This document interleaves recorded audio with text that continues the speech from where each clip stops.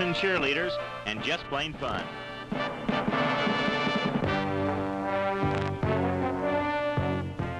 The festive atmosphere has given another charge at a traditional pep rally. The sense of family shared by all of those involved is evident.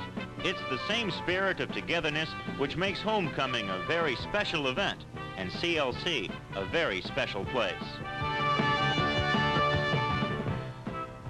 The entire campus and surrounding community is involved in Kingsmen football. They share in the excitement, the reward, and through a first-class booster program, they have provided the facilities and equipment that has made the 20-year CLC success story possible. For all of those 20 years, the Kingsmen have been led by head coach Robert Chow, the only coach the program has ever had. As game time approaches, he leads his young men in prayer, and then to the dressing room, where the mood is expressed by metaphor and studied preparation. The 1981 Kingsmen are about to take the field.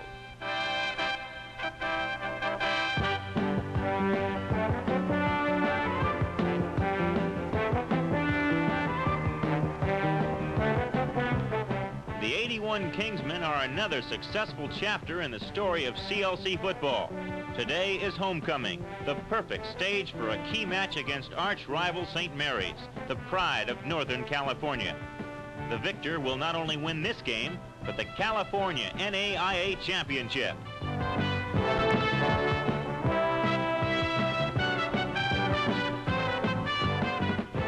As the coin is tossed, Coach Schaub reflects upon the season which has brought his squad to this juncture.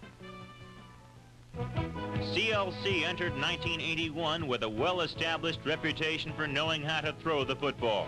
This year's version, dubbed the Year of the Champions 5, was to continue this fine tradition. They had the tools to do it. Number 83, wide receiver Steve Hagan, led a super corps of receivers. The junior standout snared 39 passes for 673 yards and 5 touchdowns. Another junior, tight end Tim Linz, was a powerful blocker and fine receiver, also catching 39 aerials for over 500 yards.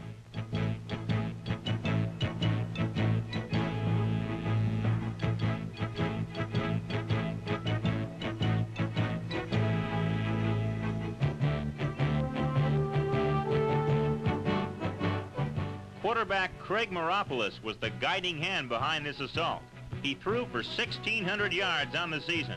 The spirited leader was also a legitimate running threat, adding an extra dimension to the attack.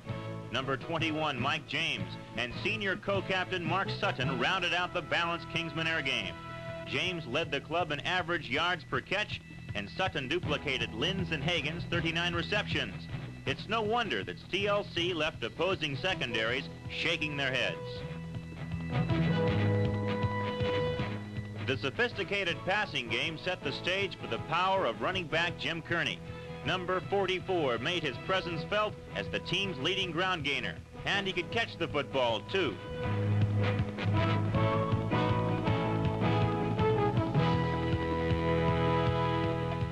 High-stepping Walter Thompson and Barry Toston combined for almost 400 yards and 5 touchdowns, behind an offensive line anchored by number 64, John Odom.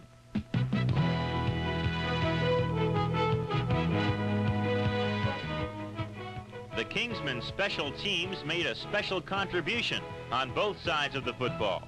Defensively, they made the offense's job that much easier.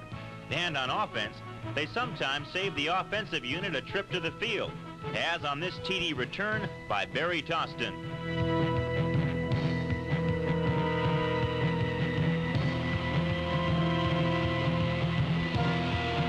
After a slow start, the Kingsmen won a crucial test against Claremont Mudd when the special teams blocked a last-second field goal attempt. CLC was on its way.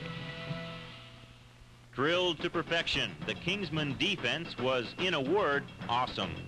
Don Reyes' troops allowed only one team to score more than twice all season long. Number 75, Tad Weigel, team co-captain and all-district player of the year, led a charging front line that had their own word, pressure. And Tim Faubel, Ken Jurgensen, and Chris Forbes knew how to apply it.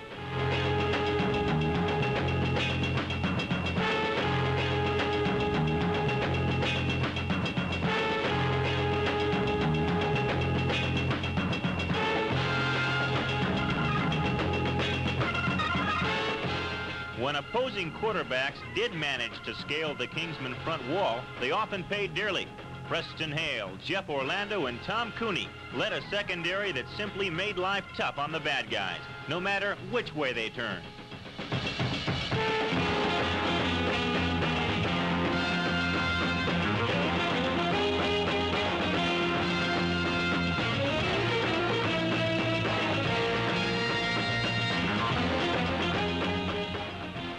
This was the team that had won 6 straight as they approached the crucial test against St. Mary's. This game would be for all the marbles. As the homecoming crowd awaited the kickoff with eager anticipation, Schaub watched his defense face the first assault. Chris Forbes wasted no time letting everyone know that the CLC defense had come to play.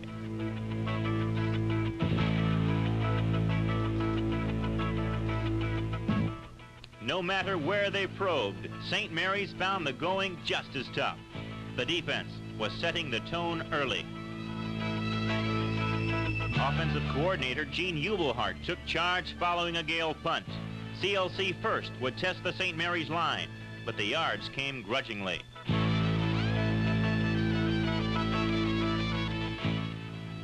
It quickly became apparent that the defenses would dominate the early action.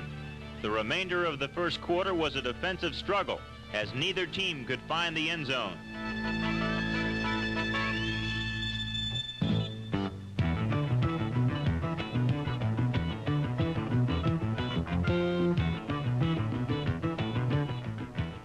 Late in the quarter, the Gales drew first blood.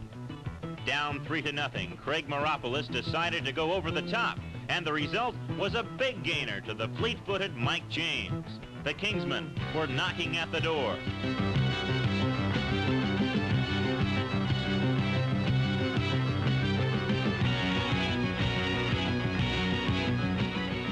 Moments later, Big Tim Lins made the play of the season, a one-handed grab for the go-ahead touchdown. Inspired by this quick turn of events, Schaub's defenders renewed the attack on the harried St. Mary's backfield.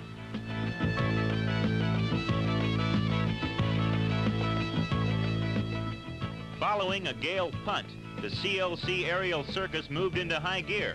Maropoulos began to pick apart the confused defenders, and the purple and gold moved relentlessly down the field.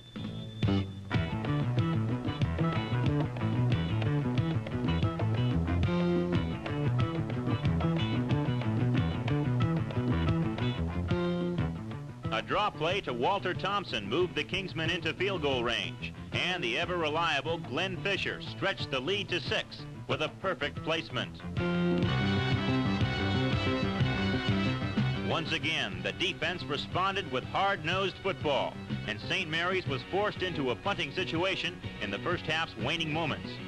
Most clubs would be content to take a 6-point advantage into the locker room, but not these guys. CLC can strike anytime, anywhere, and a well-executed last-second drive set up a field goal opportunity with just seconds left in the half.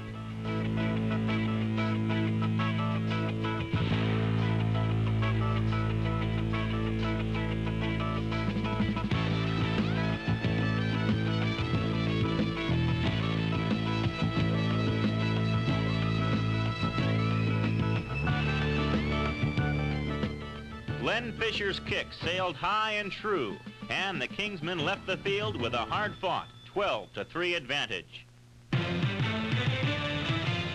Halftime. 30 minutes away from a major victory, the staff and team discussed the adjustments necessary to protect a precarious lead. They do not underestimate the tough St. Mary's attack.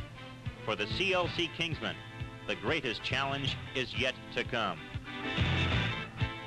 But before the second half gets underway, fans and players alike take a few moments to honor Coach Robert Schaub and the 20-year tradition he has fostered at CLC, a job well done.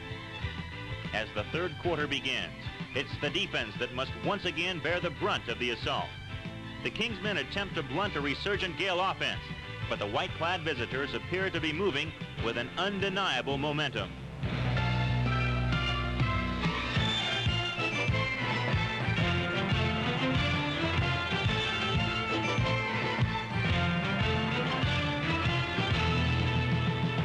With St. Mary's poised on the doorstep, Jeff Orlando makes the big play. A key interception that kills the drive. The Kingsmen dodge a bullet.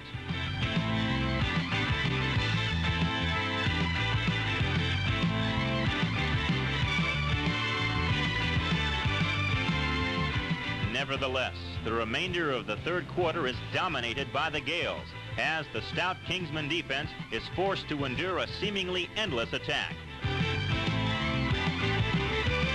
St. Mary's cuts the lead to 3, and as the fourth period begins, are in position to take the lead. Just when it appears that the defense is about to crack, the tide turns.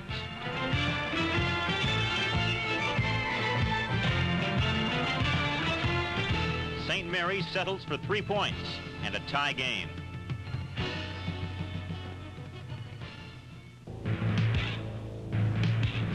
Coach Schauf is unperturbed by the sudden Gale dominance. His calm demeanor is a rallying point for the flustered Kingsmen, and the offense begins to regroup.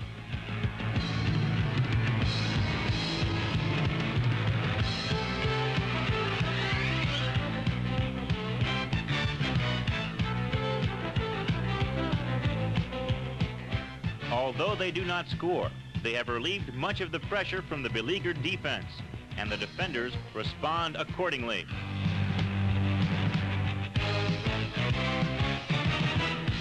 With their passing attack stalled, the visitors try the ground game and find little to cheer about.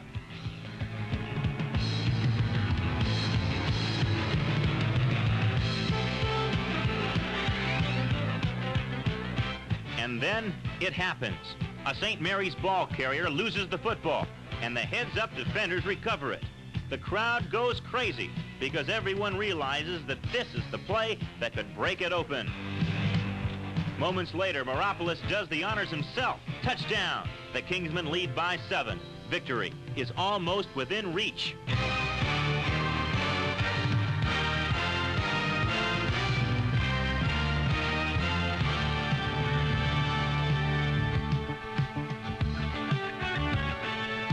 Minutes left, and the Gales are by no means finished. The defense will be tested again.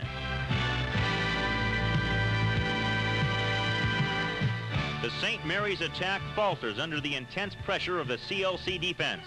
The crowd anticipates the win as the offense returns to the field. A 7-point lead is not safe against an explosive team like the Gales, and Meropoulos and crew will attempt to provide the clincher.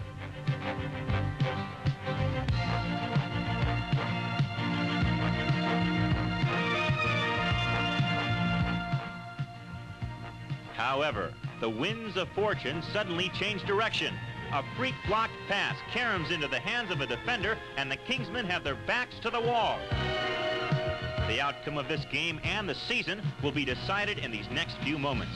The defense faces the final challenge.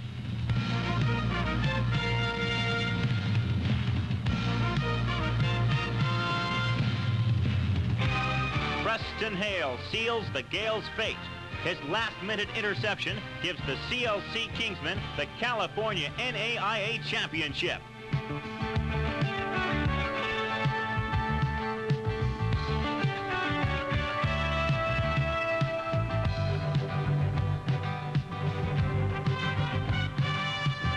The Kingsmen have finished the season with 8 straight wins. What a super year for California Lutheran College. They had taken on Northern California's best and had proved themselves better. Led by that tough defensive line, pressured but never cracked, the Kingsmen had truly made this a year of champions in Thousand Oaks. It was a tremendous victory, not just for themselves, but for their school, their community, and the people who make CLC football possible. It's been a great 20 years for Coach Robert Schauf and the Kingsmen, as CLC becomes the winningest team in America over the last 2 decades. And the next 20 years will be even better.